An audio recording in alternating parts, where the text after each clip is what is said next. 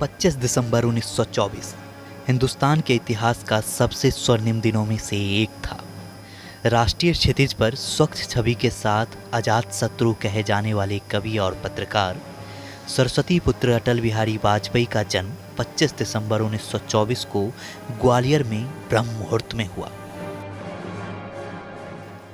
मान्यता के अनुसार अटल बिहारी के जन्म की खुशी में जहां घर में फूल की थाली बजाई जा रही थी, तो वहीं पास के गिरजाघर में घंटियों और तोपों की आवाज के साथ प्रभु ईसा मसीह का जन्मदिन मनाया जा रहा था।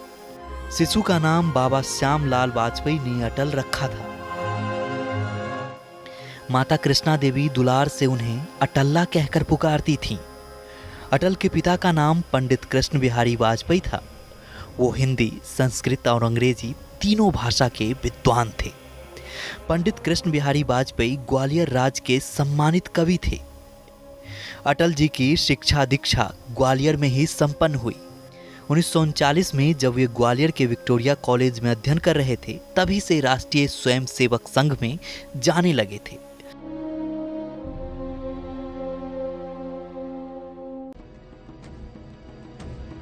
अपने दोस्त खानवलकर के साथ हर एक रविवार को अटल सभा के कार्यक्रमों में भाग लेते थे।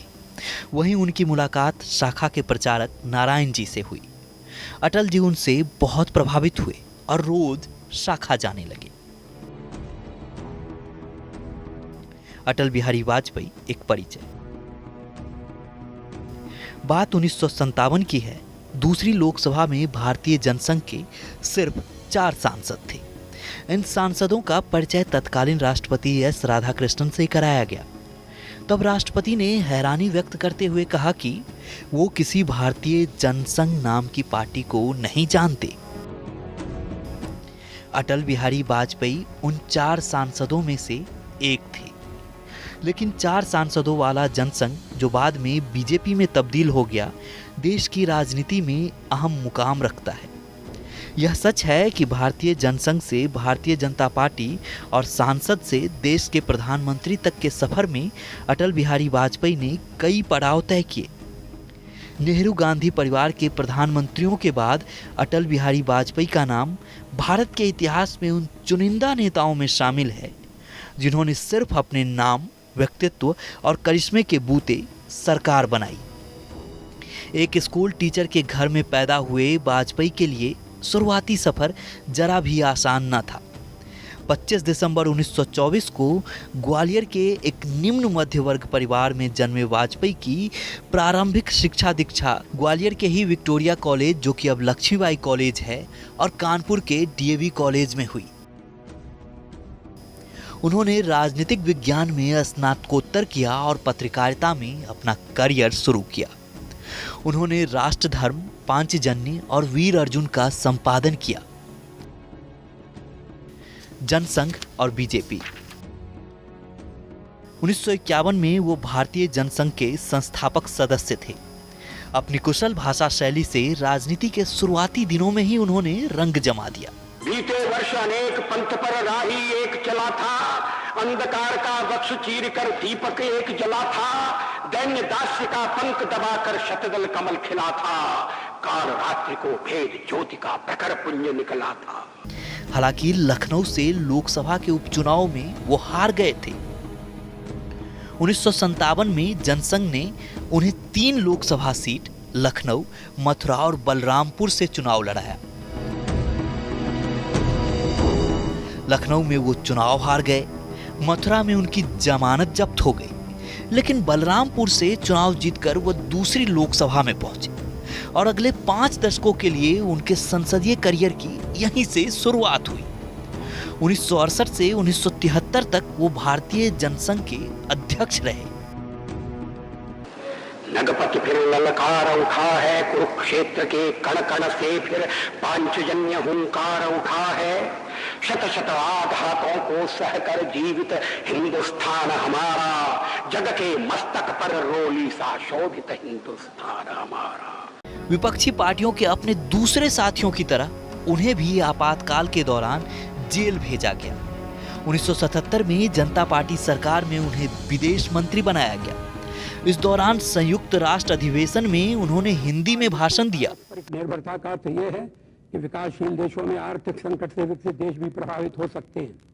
हम आशा है कि विश्व अपने हित के लिए इस प्रबुद्ध भावना के साथ कार्य करेगा और वो इसे अपने जीवन का अब तक का सबसे सुखद क्षण बताते हैं। 1980 में अटल बिहारी वाजपेयी ने लालकृष्ण आडवाणी के साथ मिलकर बीजेपी की स्थापना की। 1980 से 1986 तक वो बीजेपी के अध्यक्ष रहे और इस दौरान वो बीजेपी संसदीय दल के नेता भी रहे। सांसद से प्रधानमंत्री, दूसरी लोकसभा से 13वीं लोकसभा तक अटल बिहारी वाजपेयी 9 बार लोकसभा के लिए चुने गए। हालांकि बीच में कुछ लोकसभाओं में उनकी अनुपस्थिति रही, खास तौर से 1984 में जब वो ग्वालियर में कांग्रेस के माधवराव सिंधिया के हाथों पराजित हो गए थे। 1962 से 1967 और 1986 में वो राज्यसभा के सदस्य भी रहे। 16 मई 1996 को वो पहली बार प्रधानमंत्री बने, लेकिन लोकसभा में बहुमत साबित न कर पाने की वजह से 31 मई 1996 को ही उन्हें त्यागपत्र देना पड़ा। इसके बाद 1998 तक वो लोकसभा में विपक्ष के नेता रहे। 1998 के आम चुनाव में सहयोगी पार्टियों के साथ उन्होंने लोकसभा में अपने गठबंधन का बहुमत सिद्ध किया और इस तरह एक बार फिर प्रधानमंत्री बने। 28 मई को इस सदन में भाषण करते हुए मैंने कहा था कि जनता का विश्वास प्राप्त करके हम पुनः आएंगे और आज हम फिर यहां उपस्थित हैं।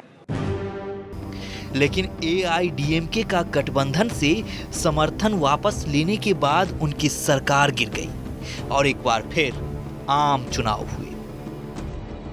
1999 में हुए चुनाव राष्ट्रीय जनतांत्रिक गठबंधन के साझा घोषणा पत्र पर लड़े गए। इस चुनाव में वाजपेयी के नेतृत्व को एक प्रमुख मुद्दा बनाया गया।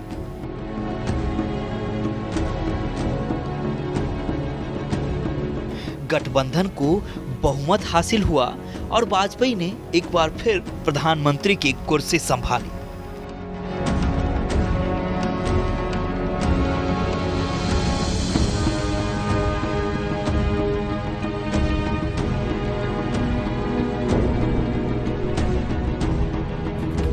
पूर्व प्रधानमंत्री अटल बिहारी वाजपेयी को 27 मार्च 1915 को देश के सर्वोच्च सम्मान भारत रत्न पुरस्कार से सम्मानित किया गया, जिसमें राष्ट्रपति प्रणब मुखर्जी और प्रधानमंत्री नरेंद्र मोदी समेत कई गणमान्य लोग उपस्थित रहे। स्पेशल डेस्क के लिए रोशन कुमार की रिपोर्ट।